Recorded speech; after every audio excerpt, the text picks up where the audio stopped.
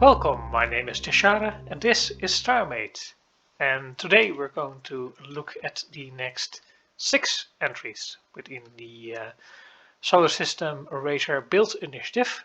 I say 6 because I forgot one of the entries all the way at the beginning of episode 1. It's this little razor on screen right here. This was the first official entry within the build initiative. Kind of a joke, I think, but quite nicely shaped like a racing car. Quite nicely done. But yeah, that's all you can say about it. It's a racing car. It's not really a spaceship. Doesn't have any interior at all. It's just this seating area for your pilots or basically your race driver. I would think this build would have fit nicely on the racing planet that Saber built a long time ago. But yeah, that's about it. Quite a funny entry, but not something that we can talk about all that long. So that's why I have 6 entries on today's docket.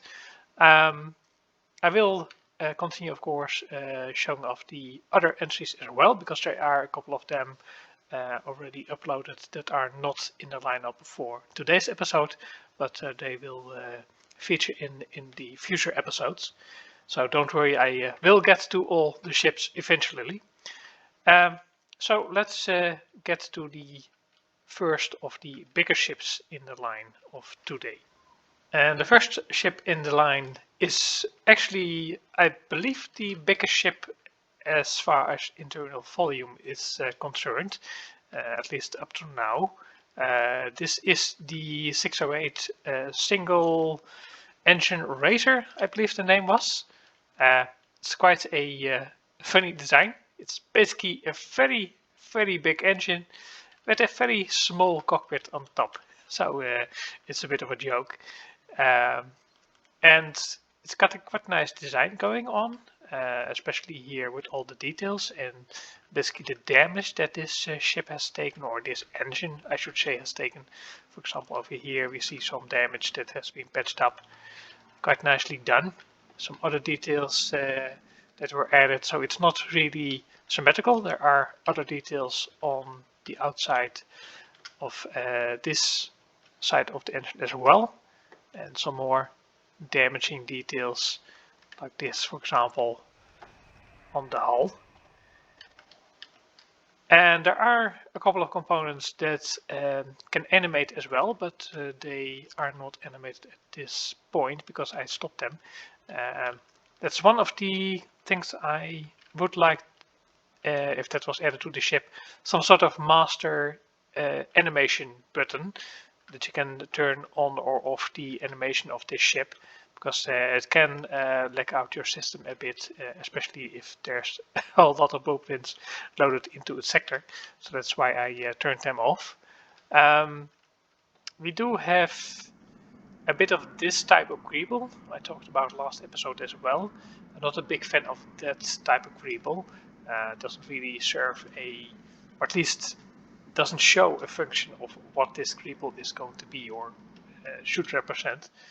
But the other details do add some pretend functionality, I think. For example, all these pipes, I can imagine pump extra liquids within the combustion chamber of this engine and make it go faster. That's my opinion about that. Although this is a very powerful looking engine, the only thing you can't really see is where is the fuel coming from. It's just the engine. So yeah, what probably could be done is, for example, add some tanks to the side where the fuel is stored. Things like that. Like I said, we do have a small cockpit up top here. As you can see here, it's connected with a ladder that you can climb to get into the cockpit. Then if you press this button over here, then as you can see, the cockpit area opens up by lifting up the whole section at the top, and there's the core. And then we've got this button over here you can press to close it up once you are inside. Then you are inside the actual ship to race. But yeah, as far as interior, that's about it as well. Yeah, I did not expect this ship to have no real interior, and I understand that's kind of the joke. There's a lot of systems inside, as you can see, so there's still a lot of space available for more systems or other things if you want to add it. And I'll show you some of the, I think this is the animation for the front fan, something like that. Oh, I think I turned down the speed. Yeah, there it is. So now the front fan is rotating again, so you can fly this around with this nice spinny bit at the front. One thing I was thinking as well, I didn't check that really. I took up my interface. I did really check how big this ship actually is, because it does look a whole lot bigger than it actually is by the looks of it, because it's only about 70 meters in every direction by the looks of it. Is that correct with the cockpit as well? I think it is. You can check just by adding some blocks over here. I think one more. Yeah, it's basically adding some of the height, but that's about it. So it's actually falling within the guidelines of the 75 meters, so that's nicely done. Let's remove these blocks now again. Ooh, damage. Bah, nobody will notice. So quite nicely done. There were some blinking lights as well. I turned them off somehow, but I don't know where the logic is anymore. So sorry about that. I just wanted to show the big feature at front. I think that's the main eye-catching part of this ship design. So quite a unique design. Let's check out some of the systems. It's probably going to have a lot because there is a lot of space for systems in here. Let's see, ship reactor. Yeah, of course, the speed. Yeah, all the speed upgrades, but nothing else than except this. So we still have a lot of reactor capacity left to add more system upgrades if you really want. But yeah, quite nicely done. The next ship on the list is this small racer over here. This is the 111 Speedster. Yeah, there was a bit of a mix-up in submitting the ship because this was uploaded directly as a file to the thread about the build initiative, but it was later uploaded to the docs as well. So I think it counts as far as submissions go. But yeah, if that's not the case, then the judges will let the people know, I think. It's quite a small ship. It has some big engines on the top and the bottom, with lots of fans by the looks of it. I'm checking. It's not really symmetrical by the looks of it. As you can see here, this red square over here ends at the top. But over here it ends at the top here as well, with all the fans at the top of this engine block. So it's not really the same as the bottom one. We've got some fins at the back and some red lights for the engines themselves. Very simplistic, but it works. We've got a nice little cockpit by the looks of it, with a door to get inside, and some living area, so a bed and the chair for the pilot. So very basic. There's not a lot of things going on. There's no logic features or anything like that as far as I see. So yeah, basic ship, goes fast, and that's about it, I think. Let's see, ship, reactor. Yeah, doesn't even have systems added to it. It's not needed for the build initiative, of course, but I always think it's nice to add a bit of system logic to your ships, just as a bit of an added role play. Can add a bit more life to a ship design. The next ship is this one. This is the Solar Dragster. And I think this is probably one of my personal favorites of the lineup up till now, because it has a very unique style to it.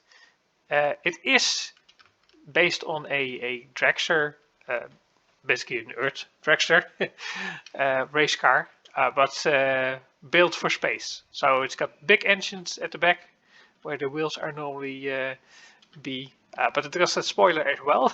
Not really useful in space, but it looks cool. And all kinds of engine parts like this. I really like these details. Yeah, invoke the feeling of an engine. You can see in the cockpit as well from the outside. Then more engine parts, and all the way at the front you've got this big spoiler with engines on the sides as well. It also got a turret. I believe this is a tractor beam turret, so it can be used to stop opponents. Always a nice feature, I think, to have. And yeah, like I said, a very unique design, very detailed in places it needs to be. And the underside of the ship was not neglected either, so very balanced.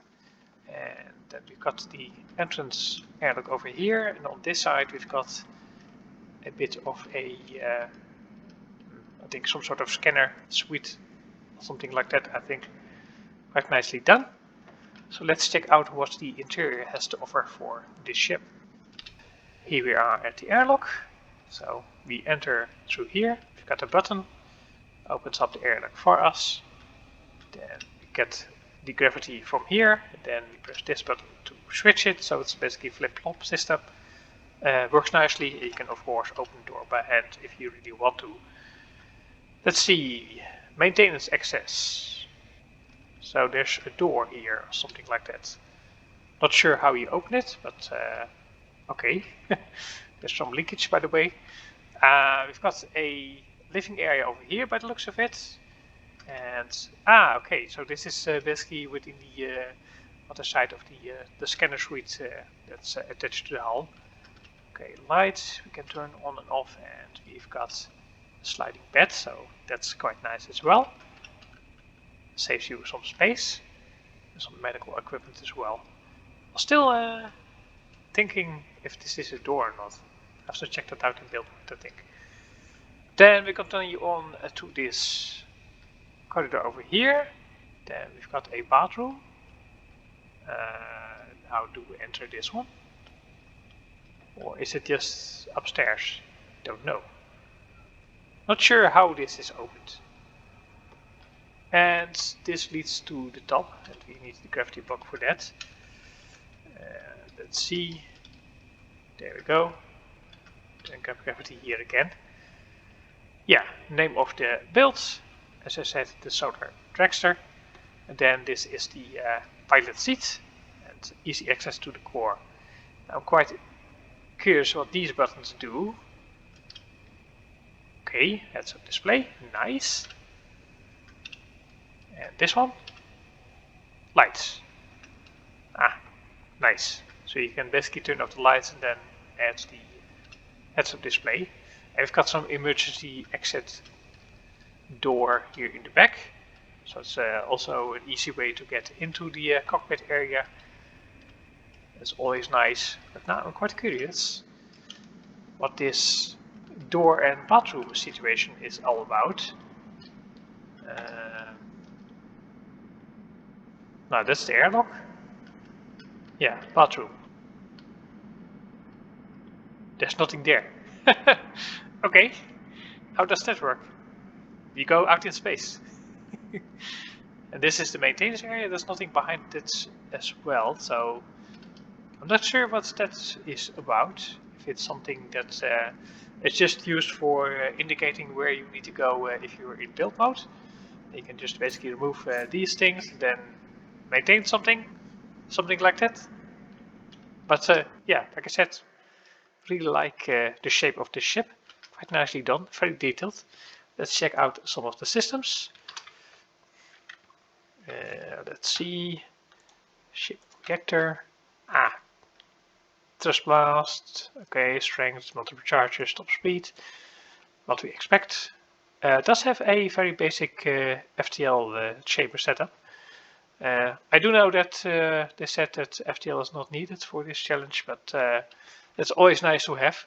I mean, it's part of your ship anyway, regardless if you add chambers or not. You always will have FTL capabilities within a core. So yeah, adding the basic chambers is not really a chore, I think. Quite nicely done for a ship this small.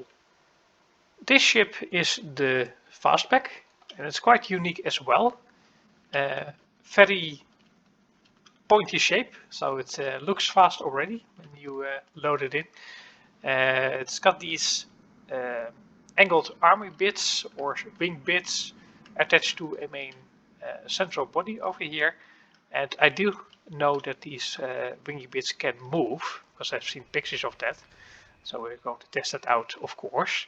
Then we've got these very funky looking engines at the back with the purple and red colors, and very nicely detailed interior for the engine bit, so it gives some depth to the engine bay over here. And some blinky lights, as you can see here, the red and the green. And then the superstructure to connect to the wingy bits over here. It's quite nicely done. And we've got this cockpit at the front, that you can see, with two seats for a pilot and a co-pilot, or perhaps a pilot and a operator for the wingy bits, if we want to call it. And we've got some nice little details in the hull as well. For example, like this piping over here that connects to, I think these are the StarMade blocks, I think. Yeah, it works out quite nicely. It's basically a mechanical texture that you can really make good use of within engine blocks. And the lightning is one of the best features, I think, for this ship as well. It's got a lot of curves and details going on, but the lighting, especially in the engine bits, that's something I'm a big fan of, because it gives a very unique palette to some of the normal standard blocks. Quite like this shape. But we have to check out the inside, because we have to find some buttons to press to see how the wingy bits move and behave. So let's enter this ship. Now here we are at the airlock. At least I assume it's an airlock. You can press this button to open the door, or of course you can just open it by hand. But we'll use the buttons just in case. Ah, okay, so yeah, it is an airlock by the looks of it. Got some.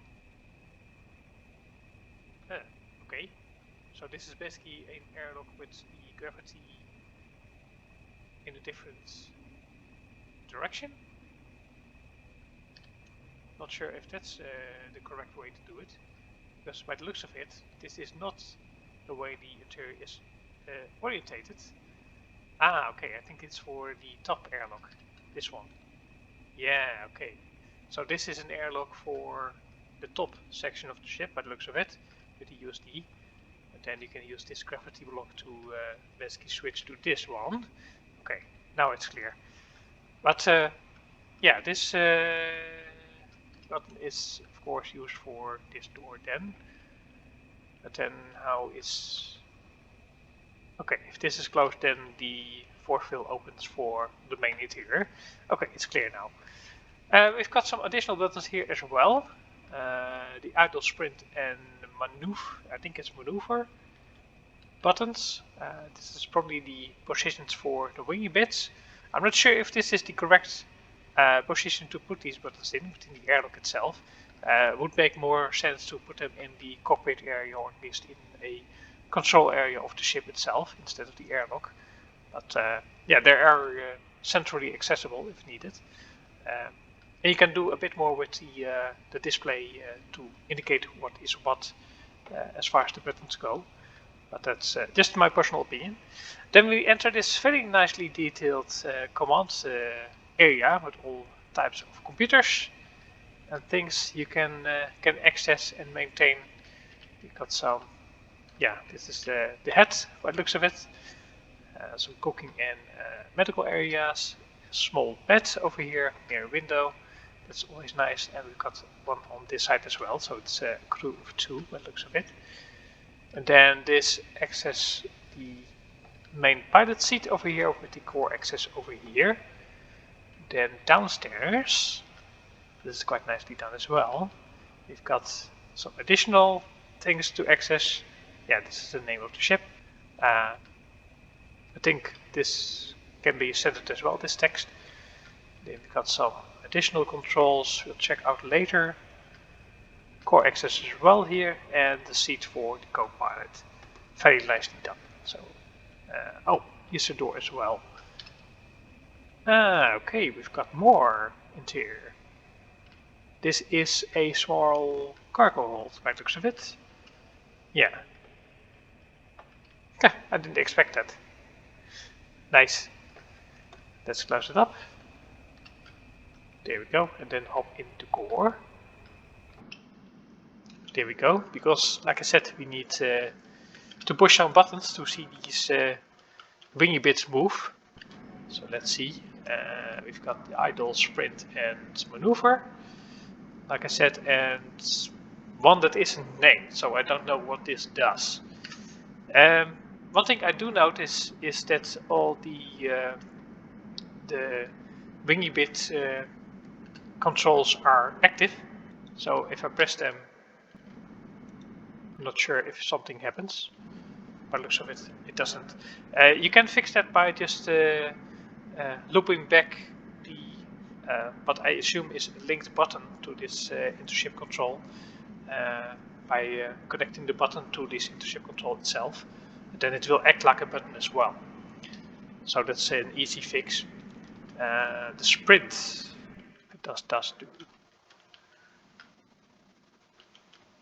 doesn't do anything at the moment because I need to activate it. Okay, yeah, that's the problem. Because it was active, I have to deactivate and activate it again. So now the wingy bits move out, and then we've got some additional details that pop out on the side over here. It's some of the chart circuits by the looks of it. Very nicely done. So now it's a different configuration, and then we've got the third one, the maneuver. Press it again. Okay, now it's yeah, this is the picture I've seen how they can be moved. So now we've got this sort of X-wing setup with the wingy bits at a 45-degree angle. Very nicely done. Very aggressive looking. Then if you press any of the other buttons, that's probably going to switch to that specific state. So the idle over here will move everything back by the looks of it. Yeah, now we are in the basic configuration again, where we started off. And then, yeah, if we want to maneuver, we can press it, and then it goes to that particular state. Very nicely done. But yeah, like I said, just these buttons, because I assume this is linked to an intership remote somewhere. Let's see. Ah, here it is. Yeah.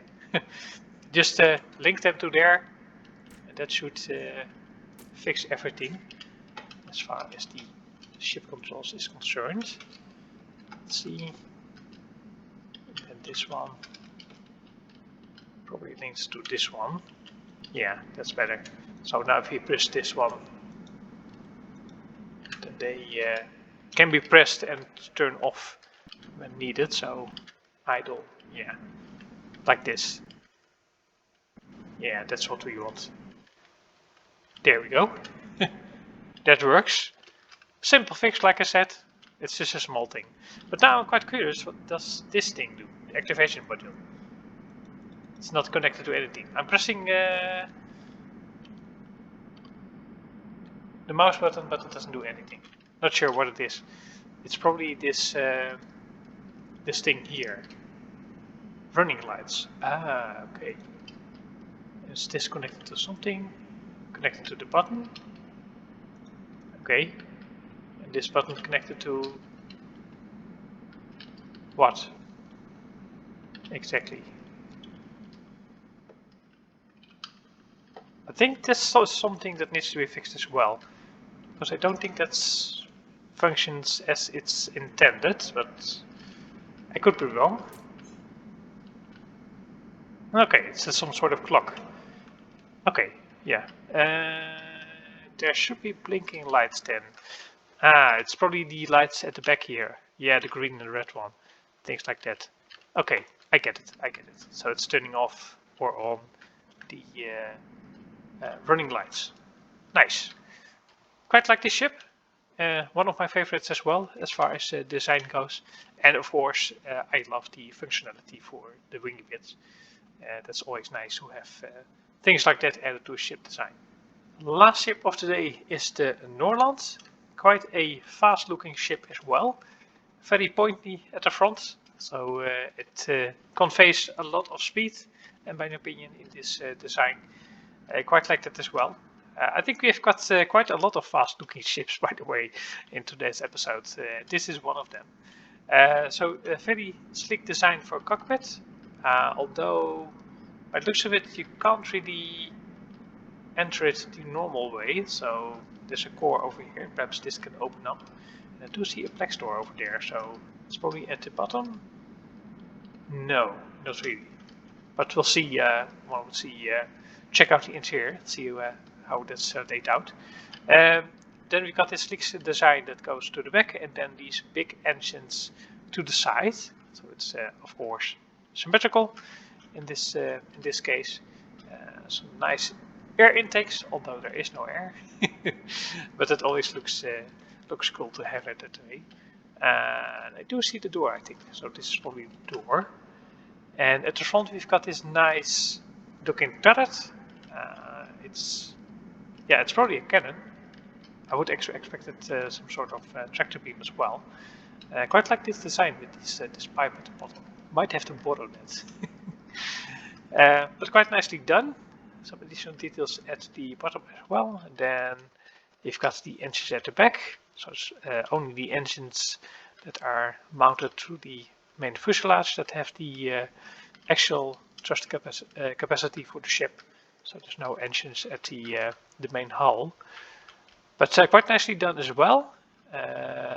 Some additional depth for this design as well. I quite like that.